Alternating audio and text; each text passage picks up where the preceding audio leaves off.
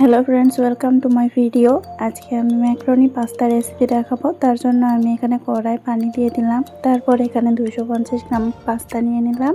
এখানে আমি লবণ আর একটু তেল দিয়ে এটাকে ভালোভাবে সিদ্ধ করে নেব।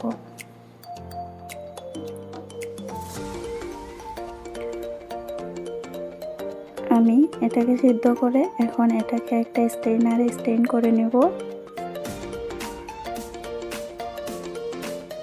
তারপর আমি এখানে কড়াই তেল দিয়ে দেব। তারপর এখানে মরিচ পেঁয়াজ কুচি দিয়ে দেব।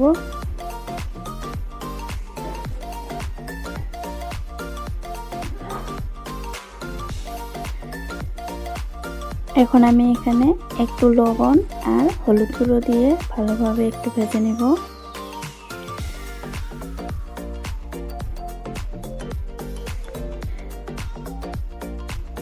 তারপর আমি পাস্তাগুলোকে এখানে দিয়ে দেব। পাস্তাগুলোকে আমি এইভাবে ভালোভাবে মিক্স করে নেব। তারপর আমি এখানে মিট মশলা দিয়ে দেব।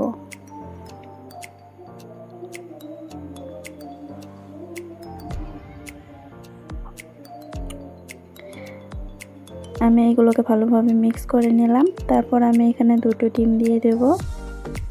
এখন আমি গ্যাসের ফ্লেম লোতে রেখে এটাকে 2 মিনিটের মতো ভেজে নেব। আমার পাস্তা রেডি হয়ে গেছে।